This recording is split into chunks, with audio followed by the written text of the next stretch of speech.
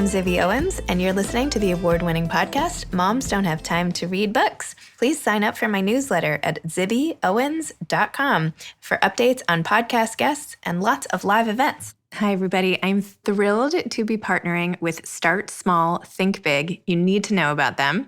They help under-resourced entrepreneurs gain access to critical services they need to build sustainable small businesses that generate real wealth for themselves, their families, and their communities. They do this by engaging with a top-tier network of professional volunteers who provide free and high-quality legal, financial, and marketing support. Last year alone, their volunteer network provided 1,300 small businesses with pro bono support valued at $14+ million. 95% of Start Small's businesses are women, minority, or under-resourced entrepreneurs. No other nonprofit organization in the country provides this kind of comprehensive support to the population. Start Small, Think Big has developed a page on their website called Shop Our Businesses. And this page features some of the businesses that they're supporting who are currently doing business online and need help now more than ever to support their businesses. So go to startsmallthinkbig.org and help out. I loved talking to Kimberly McCreight about her book. She is the author of the New York Times bestselling book, Reconstructing Amelia, which, by the way, was the 5th novel she wrote, but the first to sell. And that's a great story in and of itself. That book, Reconstructing Amelia, was nominated for the Edgar, Anthony, and Alex Awards and was called Entertainment Weekly's favorite book of the year. It was also optioned for film by HBO and Nicole Kidman's Blossom Films. Her second adult novel, Where They Found Her, was a USA Today bestseller and a Kirkus Best Mystery of the Year. She's also the author of the New York Times bestselling young adult trilogy, The Outliers, which was optioned for film by Lionsgate, and Reese Witherspoon's Pacific Standard. Her latest book is called A Good Marriage, and it is really good. So you should definitely check this out and follow all the twists and turns that I had to do, and it was great. So listen to hear more about Kimberly. So welcome, Kimberly. Thanks for coming on Moms Don't Have Time to Read Books. Thank you so much. I'm very excited to be here. Would you mind telling listeners what your amazing book is about? I truly enjoyed it and got so wrapped up in it, by the way, that the kids were sitting next to me when I was reading it. And I was like, oh my gosh, you guys, no, it's not. Wait, no, you're not going to believe it. So now my little daughter, she keeps asking me, well, who was the culprit? And anyway. That's awesome. Well, I know when you're including the kids in it, that's a good time. You can't help yourself. Yes. Yeah. So my book, A Good Marriage, is set in my neighborhood, Park Slope. It takes place over 1 week in the summer when most of the kids are away at sleepaway camp and their parents are all gearing up for the event of the summer, which is an adults-only party with a kind of sexually adventurous side to it. Sexually adventurous, but fun. It was always meant to just be fun. But this year after the party, one of the women turns up dead. Her husband is quickly arrested, and he reaches out to a former law school classmate named Lizzie. Lizzie is into the neighborhood whose own marriage is falling apart. As she's drawn into Park Slope, she quickly realizes that neither her friend nor his wife were who they appeared to be, but then her own husband doesn't seem to be either. A Good Marriage is really part legal suspense, part domestic suspense, but it's also meant to be a genuine exploration of what it means to sustain a marriage over time and the secrets some couples keep and the compromises they make in order to stay together, whatever the cost. Awesome. Well done. Good summary. Let's back up here to this sleepaway camp party where all the parents are sneaking upstairs to different rooms to get together with different people. Did you just make this up, or was this a party you were invited to, or am I just not invited to the sleepaway camp parties? What's going on? I don't know. I don't know what to tell you, Jimmy, if you're not invited. I really don't know what to tell you. It's a party we host every year. No, it's not a party we host every year. Although I have, definitely started considering it after writing the book. But, it's the party itself is really a compilation of a couple different things, parties like that happen, parties that I know about, situations that I know about. I will say it's not an exact replica of an exact party, but it's really a piecemeal compilation of a number of different things from Park Slope. I was very struck by how sort of chill everybody was about what had been going on and who had been upstairs with who. And everybody's just like, oh yeah, no biggie, kind of attitude. Yeah, exactly. I mean, in the process of writing this book, I talked to a lot of people in all different areas, like, middle of the country, California, just friends. I was talking about the subject matter. And really almost everybody had a story of something like this in their community, which I found really interesting. And it is always a piece of it is people don't know if it's real, right? Like, none of the people I spoke with had been to the parties themselves, but, I'd actually heard of someplace of people wearing a particular kind of clothing to signal on Friday nights that they were going to be at this party that it happened. So, I know that for sure they do go on, and I think they take different forms depending on what community you're in. Wow. Well, interesting. I'm remarried as of 3 years ago, so I'm not really in the market for any swapping, but I wish I had known. No, I'm kidding. But if it changes, you can let me know and I'll try to connect. No. I'm good. I'm all good. That's funny. You must tell me about how you got such a good legal perspective in this book, because it very much felt like are you a lawyer yourself? I should know this. You have it was all very real and detailed and everything. Yeah, I was a practicing attorney for, I guess, 3 or 4 years. I was a big firm litigator in New York. I worked at Cravath right out of law school. Then I worked at Paul Weiss. I do have big firm experience, but that was all as a corporate litigator. The only criminal experience I had, I did a little bit of pro bono work, and I was a summer intern at the U.S. Attorney's Office. So I have a little criminal experience, but I could not certainly have written this book without being a lawyer, because what it allowed me was to know what I didn't know.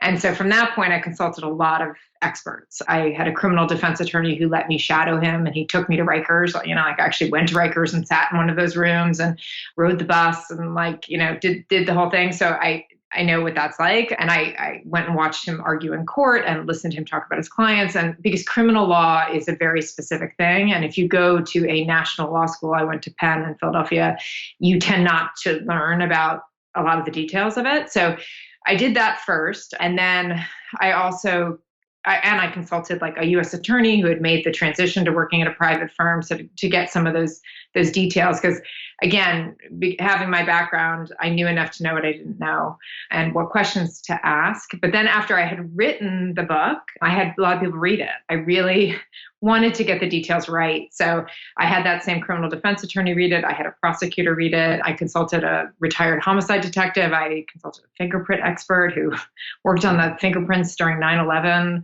So I did a lot of research. I tend to do the research after the fact, though. I really just wrote the book first. To me, those things don't lead. They are things to be worked out after the fact. So I did have to change some details to get that kind of stuff right at the very end. But I really lead with character first, not even with story. And then once I get the characters right, then I work on perfecting the mystery. And then last for me is really those kind of details, because I think you can tweak the story to make the details exactly right. But the twists and turns in this book, there were so many. I kind of go into thrillers now thinking, okay, something's not going to be what I think. Let me have it. Where is it going to pop up? But in this case, there were so many red herrings essentially and things. And I'm like, how did you go when you were plotting? Did you have it all in your head, or did you actually think maybe you were going to go down that one path and then said, oh no, wait, this could be even more interesting? Does that question make sense? Yeah, no, it absolutely makes sense. I mean, the first issue is I don't plot in advance. So there is no plotting that takes place. Like I said, I really start with I wanted to write a book about marriage. So that really led for me, the themes and the characters. And that was my starting place. So I don't work out all those twists and turns. I will say that I know the whodunit part, which I will do my best not to give away. So I know there's kind of always one big central mystery, and I know, is it going to be the person who it's set up to be at the beginning, et cetera. So I'll know the answer to that question. And the rest comes through the writing and revision, really. I do a first draft, and then I do about 10 or 12 rewrites of the entire book. And by rewrite, I don't mean I almost rewrite every single word and pull out whole plot threads and knit them back together. I figure out the story really through that process of writing it. And that sounds terrible. It is kind of terrible and terrifying, because, you're kind of perched on a ledge a lot of the time, being I hope I better figure this out, how it's going to come together.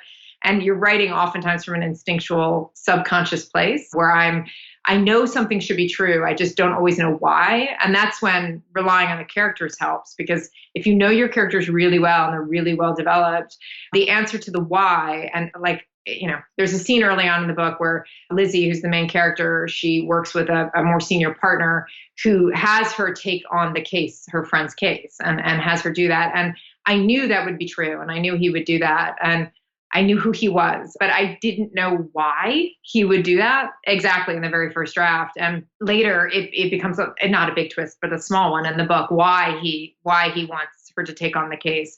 And that I figured out from knowing him later. That really developed later. And there is no cooler thing when for me, that's why I do it, is when it all locks together and you're like, oh my God, that's why I did that. Like, to be able to see it revealed to you. And so when the twists feel genuine, a lot of them were surprising to me as I revise. And that's the way it has been for me in every book I have ever written. And like I said, the scary part about that is you're writing blind most of the time until very late in the process does it clear to me that it is going to work out.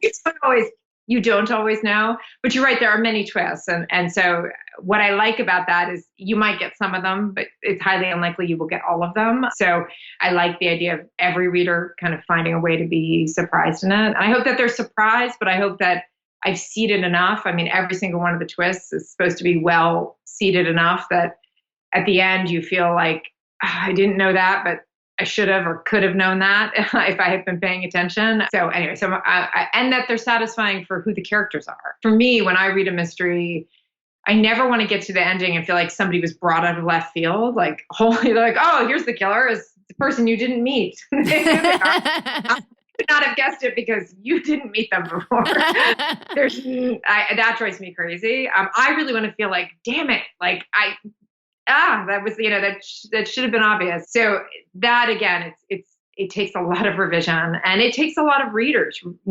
giving you reactions, because it's a very delicate balance between giving enough information and not too much. And you cannot figure that out on your own because you know all the twists. And honestly, even, my agent and my editor at a certain point, we all know the twists too much. And so you have to constantly be finding people who don't know and make sure that they kind of didn't see something coming too much. And it comes down to single sentences. You're deciding, do you say that one thing that will be one thing too many? But it's obviously I enjoy it too. So it is a lot of work, but it's a lot of fun. Wow. I mean, it just shows, like, when you read it, it comes together so well. And it's nice to know that you didn't just sit down and type it all out and have it. I mean, because that makes me feel better as a reader, like how much thought and energy and effort went into it. It's just really remarkable. How long did this book end up taking, like start to finish? I think usually it's like 18 months for me from start to finish. The first drafts are very fast. And I'm working on a book now and, I can write 300 or 400 pages in a few months, but they're terrible. They're terrible. My agent's like, when are you going to be done? I'm like, soon. But it's terrible. I mean, nobody can read that. That's terrible. And I think it's just, if you do an outline first, you're front loading your work, right? I mean, you're figuring things out in advance. That's your process. So I can write the first draft quickly, but the revision process is probably like a 10-month long process. And I think, it feels bad sometimes, but a lot of the time it just feels like my process. I've accepted that that's just the way it is. And so while it can sometimes feel like wasted time, it's time I would have spent outlining, right? So you're doing it at the back end or the front end, depending on your style. This is like, if it ain't broke, don't fix it. Right. Exactly. It's working for you. And if I could find an easier way to do it, I would. But yeah, for now I'm stuck with this, which is just, my process. It is what it is. At least it works. Right. That's right. I also found it really interesting in the book, seeing up close the relationship between Lizzie and her husband and his dependency on alcohol and how that played out throughout the book and the different attempts to try to curtail it and failures and how it affected her. Can you talk more about adding that as a through line of the book as well? Yeah, so I'm a recovered alcoholic myself. And so it's something I always kind of I just wanted to write about. And I didn't get sober until after we were married, like I guess 2 or 3 years after we were married. So it's obviously different because this book is written from Lizzie's perspective, from the spouse's perspective. And it's certainly alcohol in our marriage didn't play out the way it did. It was actually very not extremely disruptive. It's very disruptive in Lizzie and Sam's life. And, he loses his job as a result, puts him in financial difficulties. And I think that's, again, my situation wasn't that, but that's very common. And I think it was interesting to look at it from the perspective of a wife having to kind of deal with that fallout and take on the mantle. And I think it's really complicated, obviously like becoming sober but I think the issue more broadly is, which everyone can relate to, is the idea of whatever your spouse's problems are, whatever they struggle with, the fact that their problems do become your problems. And I was just actually talking to my husband about this the other night, that it is, I think, one of the biggest challenges in a marriage that lasts a long time is, how do you continue to have sympathy for your spouse and really want to help them with their problems when their problems do feel like your problems? You're like, don't bring that to me. That's like my problem. Like, it's hard to and continue to care and have empathy and sympathy for those issues when they're so inextricably linked with your own. So anyway, so that was kind of how the alcohol played out. But I obviously I have a lot of knowledge from my own experience about what it's like to it's very scary to be an alcoholic and to have blackouts and not remember things. And so I hope that people empathize a little bit with Sam. No, I think you wrote him in such a way that you do feel bad.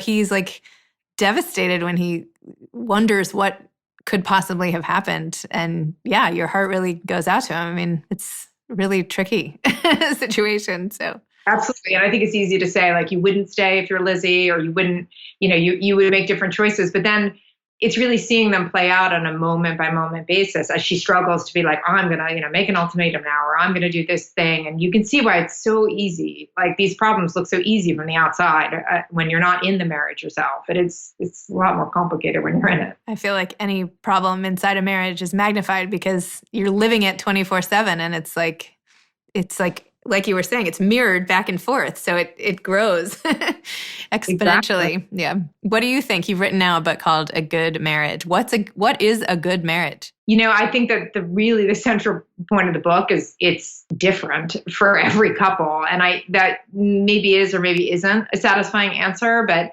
a bit of what the book looks at is, I think that we believe that, I think as a society, we try to say that marriages, there is kind of a good marriage, or these clear things you must do to have a good marriage. Like, you must be faithful, and you must be completely honest, and you must, your spouse must be your best friend, and there are these rules, right? Like, and if you do these things, that is a good marriage. And I just think it's really a kind of a fallacy. I think that might be true in certain marriages, but how could there be one kind of good marriage when people are all so different? And I think a marriage really is a living thing between two people. So there's you, there's your spouse, and then there's your marriage, which is something that has to be like cultivated and sustained and changes over time, because you change over time, and so does your spouse. And the things you need change over time, which is why some marriages don't succeed, and people don't stay together because they change. It doesn't mean necessarily that they were wrong to begin with. And so I really I don't want people to come away with an idea that there is one thing that makes a good marriage, but I'd rather have them questioning the notion that there are these specific ingredients that are going to be true for every couple. Because there's an example of again, I don't want to do too many spoilers. It's the trouble about talking about a mystery, but there's one couple in the book, they're like brutally honest with each other. They like say everything that is on their mind. And that, isn't necessarily the best thing. There's another couple that does have an open marriage, and that doesn't necessarily turn out badly for them. So I'm really trying to play with some of these expectations and notions. And but actually, like, the mirror of that in the book is the legal system, because that's kind of the parallel. I think that's another institution where we're like, there's right and there's wrong, and there's black and there's white, and it's very simple. And in this book, it's very clear that both on the prosecution side and the defense side, there's a lot of gray and a lot of ambiguity, and really what is guilt and what is innocence. So it's meant to look at both of those things. So great. That's what made it so hard to put down. I mean, it's also great because you always wonder. I mean, everybody sort of banties about the expression, like, you never know what goes on behind closed doors. So at least now you've opened up a few doors for us and we get to peek in. Well, that's very true. I mean, the thing that made me want to read the book to begin with was really that, like, we spend time with other couples who've been married a long time also. And I just never cease to be amazed at how different all those couples are and how different their marriages seem, like some like the power dynamic is totally different, or they're really affectionate and some bicker. And you really like, we'll come home from dinner and I'm always like, wait, so do they hate each other? That couple we were just with? Or is that just like their thing? Or like, are they joking? Like, I just find it fascinating because even, it's not even that people are necessarily trying to hide something, right? Like it's not like they're trying to put on a perfect front. I think it's just the nature of it. Like and some people don't even know themselves whether they're happy, right? So true. So that's a whole nother layer on top of it. My husband and I went to a party like in the last 6 months or maybe a year now. Anyway, he got home and he's like, I feel like we just went to a party where everybody there hated their spouse. And I was like, what do you mean? And he's like, couldn't you tell? Like nobody wanted, it was like everybody went to separate corners of the room. There were all these angry stares. And I was like, I didn't even notice. I was just like bebopping along, like so excited to see everybody. He's like, no. He's like, I think we had been just married then. And he's like, yeah, like we were the only happy people. And I'm like, meanwhile, I'm like screaming at him about something. So who knows, you know?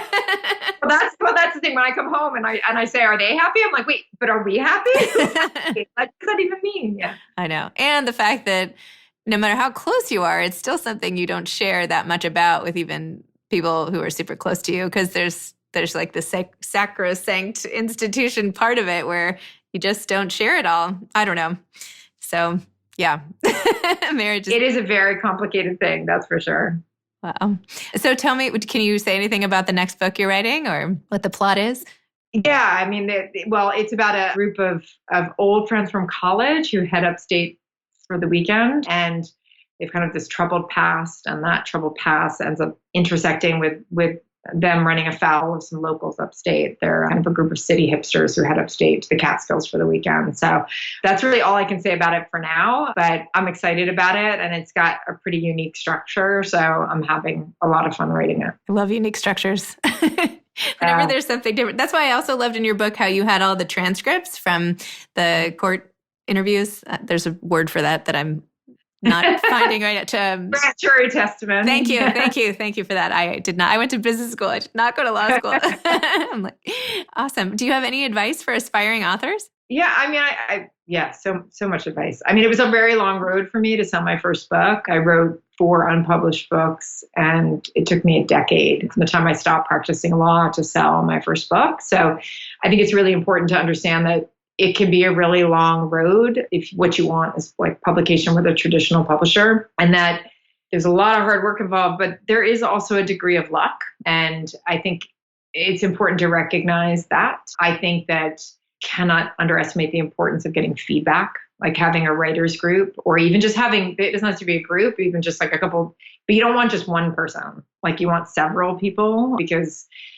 opinions differ. It's such a subjective enterprise, but it is impossible, as I was talking about with my book and trying to figure out the mystery, you really can't see what you're doing if the story in your head is the story that's ending up on the page, if you don't have people responding to it. So that's just really a part of the process. And you have to learn to take feedback and digest it and figure out what it means for you. But, perseverance does matter. And it can be, I think it's easy to look at people who have published books and think, oh, that came easily for them. But behind every published author is usually a story of a lot of failure. What made you keep trying after 4 books that didn't sell? Why did you not give up? Terror? No. I had thrown away a pretty illustrious career to chase a dream. So that was a piece of it. I did get extremely lucky. My first book I wrote, I took a leave of absence from my job, which is lucky.